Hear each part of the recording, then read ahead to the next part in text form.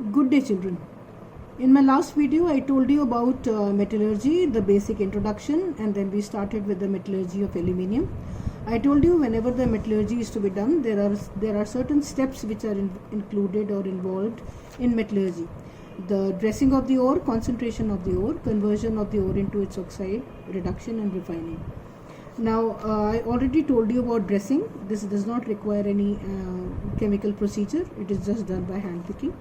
And the next one is concentration of the ore. When it comes to aluminium, the concentration is done by what is known as Bayer's process. This is a chemical treatment. We exploit the property of aluminium because it is amphoteric in nature. Rest of the things are not made to react with sodium hydroxide. Only aluminium or the bauxite combines with sodium hydroxide and forms sodium aluminate. So that is how we concentrate the ore, and the result of Bayer's process is alumina. We had done this much. Now conversion of the ore into its oxide, we don't need to do this because the ore is already in the form of oxide. It is already Al2O3. So because it is already an oxide, we will omit this step. Next comes reduction. Now aluminium and oxygen, this aluminium and oxygen have a very strong bond. So normally we cannot use any of the reducing agent to break the bond. So that is why we resort to what is known as electrometallurgy. Electrometallurgy of what? Of alumina. The purpose of electrometallurgy of alumina is to remove the oxygen from aluminium oxide and just to get aluminium. Now I have already taught you the electrometallurgy of alumina in the previous videos. This is one video which I loaded on May 6, 2020, where I have dealt in detail about the electrometallurgy of alumina. So kindly refer to that video and understand, and if you have any problem, we'll clear it in the interactive session. Okay, after the electrometallurgy is done and we obtain aluminum, because we are doing it by electrometallurgy, the aluminium which is obtained is about 99.5% pure. So the refining is generally not required. Only under very special cases we do the refining, and the process is known as Hoops process, which will give you about 99.8% or in fact 9% of purity. So anyway, this is what we had to do. Besides the electrometallurgy of aluminium, we have to do alloys in this chapter. Now I'm sure you've heard of the term alloys. What are alloys? Alloys are the homogeneous mixture. Very, very important thing, homogeneous mixture. What do you mean by a homogeneous mixture? Homogeneous means it is the composition of the mixture remains the same all over, anywhere. For example, if you pick up a spoon of this mixture from the top of the solution or from the bottom of the solution, it will be just the same. The composition of the mixture will just be the same. That is known as a homogeneous mixture, which is where all the solute and solvent particles are evenly distributed all over. So alloys are homogeneous mixture of two or more metals, or maybe metals and sometimes a non-metal also. So it may be a mixture of two or more metals, or maybe metals and a non-metal also. Now normally, why do we need to do alloying? What is the necessity of alloying? Now actually all the metals you know have excellent properties. Okay, for example, iron is a very good metal. It is very useful because it has a high strength. Most of the bridges are made up of iron. Then ships are made up of iron. A small needle is also made up of iron. But then iron has one problem of rusting. So if somehow the rusting part of iron can be combated, then this metal is excellent. So besides other methods, we use one of the methods which is used to combat its rusting is also known as alloying. So what I was trying to tell you is that different metals have different properties. If you want to enhance the property of a particular metal, then you alloy it with some other metals. Now those other metals will also come along with their own properties, and with the result, the overall properties of the metal will be improved or increased. Now what type of properties do you want to increase depends, and accordingly you will choose the another metal to add to iron and enhance the properties. So it is basically done to prevent corrosion, okay, prevent corrosion, and to increase the improve the toughness, or to remove or reduce the wear and tear power of the metal. So all these properties, in order to increase or enhance the properties of the metals, we add other metals to it.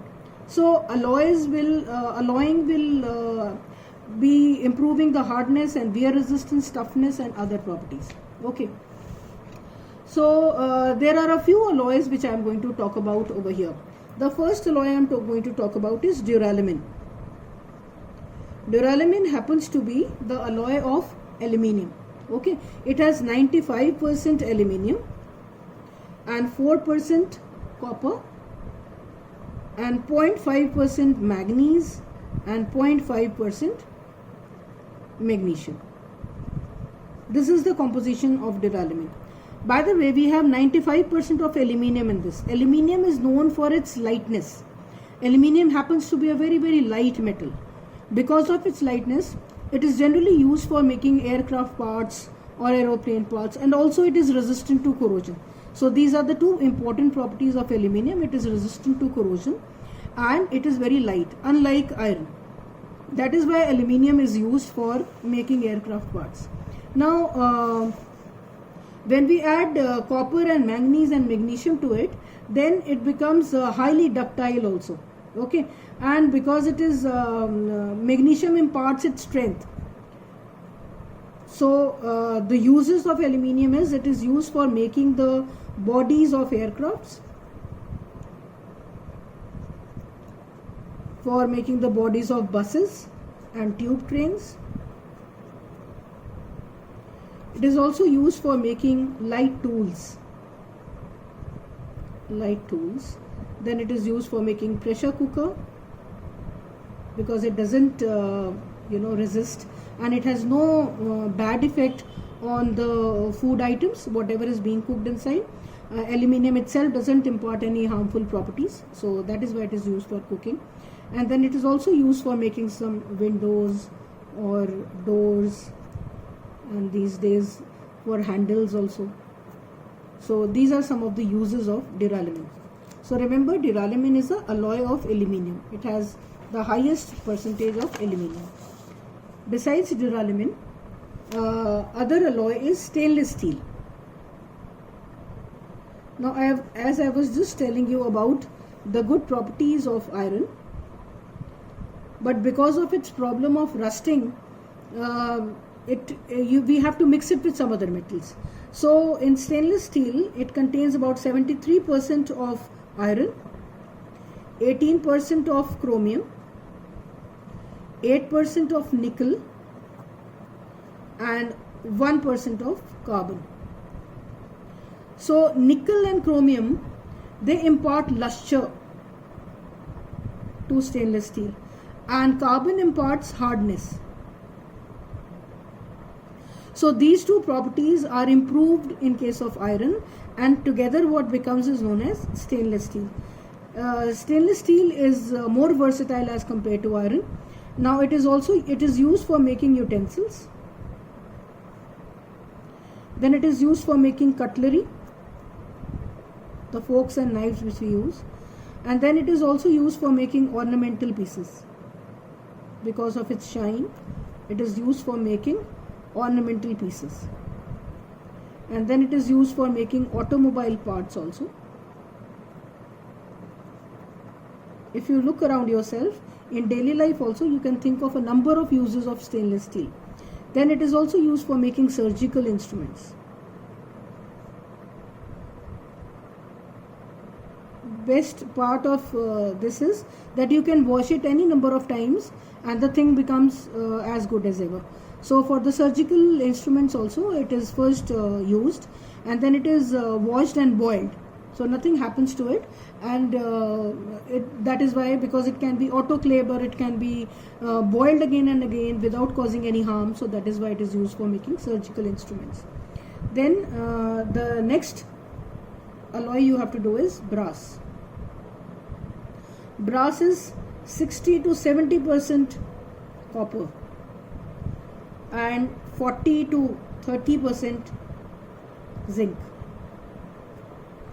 Now this brass is, as compared to zinc and copper, it is highly malleable and ductile, and it can easily be cast. Cast means it can be given any required shape, whatever you want to make out of it. And it is very resistant to corrosion, and it is also yellow or silvery in color. It is it resembles the look of gold also, so it can be used anywhere. So the main uses of brass is, it is used for making the decorative pieces, decorative items. Then it is also used for making screws and handles.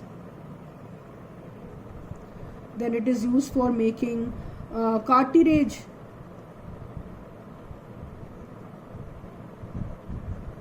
containers, ammunition. And then it is used for making the parts of watches and taps. It is used for making musical instruments. Now all these alloys, they are resistant to corrosion. It is also used for making electrical goods like switches. Then it is also used for marine engines. Marine, you understand? The ships or the boats which are used in the sea, engines of them are made up of brass. The next one we need to know is bronze. Bronze contains 80% copper,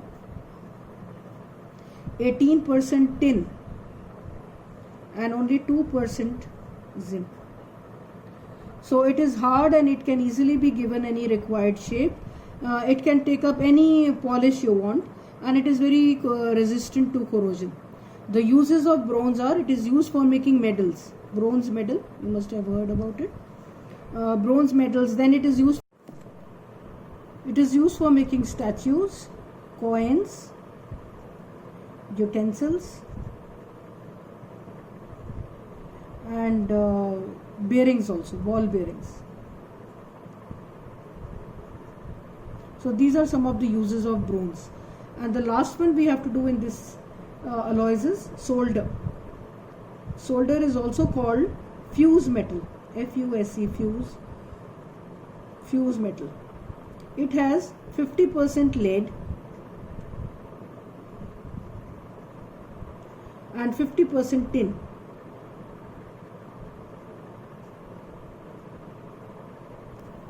Now it has a very low melting point.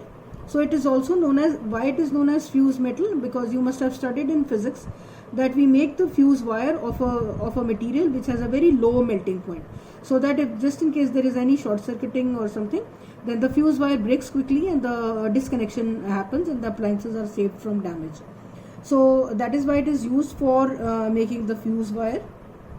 And then it is used for soldering purpose. Soldering is when you want to join two or more pieces of a metal, then you have to do it with a material called solder. If you, I don't know, you must have seen, it comes like in a box, which is where we have our shoe polish, that kind of a packing it has, and it is white in color.